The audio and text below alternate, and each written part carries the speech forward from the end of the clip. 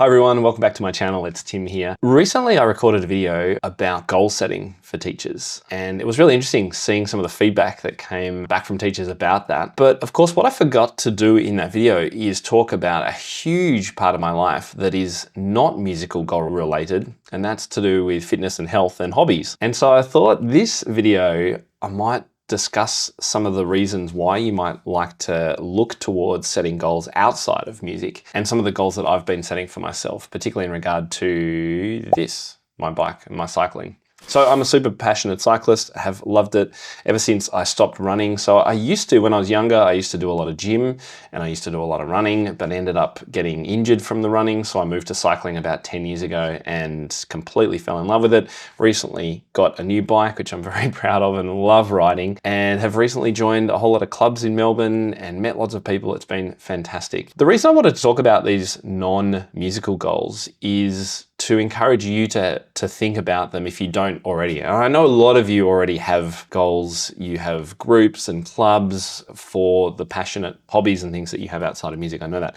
But I know that for a lot of others of you, maybe you've let that kind of slip as your studio has taken over, or you've had kids and life's taken over, and all you've done is kind of give everything to the family and to your friends and to the kids that you teach, and maybe you've left not very much for you. So I would love for this to be a little call to action, I guess, for you to think, oh, maybe I should be setting myself some goals, and they don't have to be musical. So if you want to have a look at all my musical goals and talking about teaching and performance diplomas and continuing your own practice and things, check back to the last video that I recorded.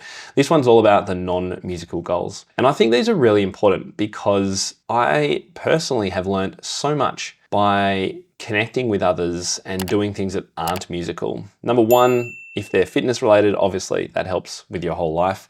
If you have goals that are sort of hobby related around cooking and healthy eating and things, that's fantastic. It's going to make you a better teacher.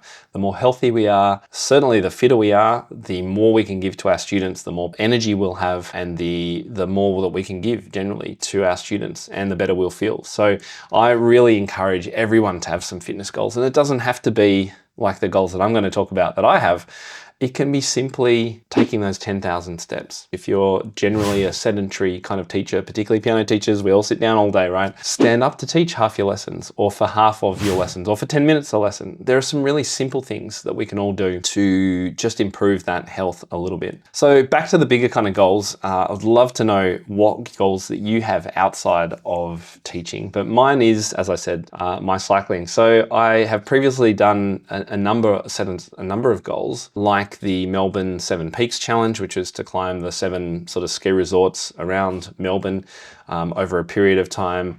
I've done a number of longer events. So just recently I did something called the Otway Classic, which is a 145 kilometer ride around the beautiful coast of Victoria, my state here. That's about 90 miles. So that was hugely fun. Had a great group of people to do that with.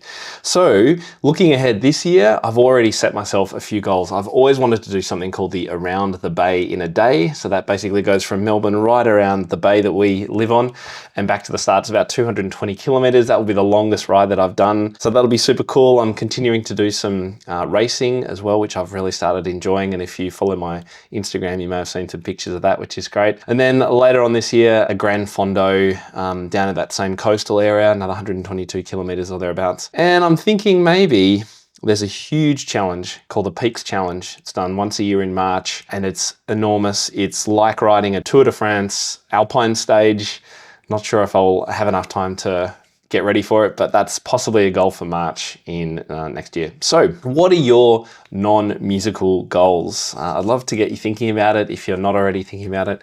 And maybe share it in the comments below. I'd love to know. Is in the hobby side of things, learning a new skill outside of music, or even just getting back to some kind of musical practice. Of course, we talked about that in the last video. Fitness, being more active, losing weight, walking more. You know, there are some such simple things that you can do. You don't have to do these massive bike rides like I'm doing. Just simple things are fantastic and will have an impact on everything to do with your enjoyment of teaching and your concentration and energy levels, all that kind of stuff. We all know it, right? And maybe food, you know, less alcohol, which is something I've been doing a lot of this year.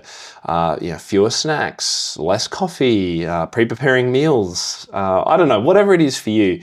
It would be awesome to hear what your hobbies are, what your goals are, what your fitness routine is, if you have one, if you're thinking of starting one. I'd love to be a part of that and help you with the accountability side of things. So let me know.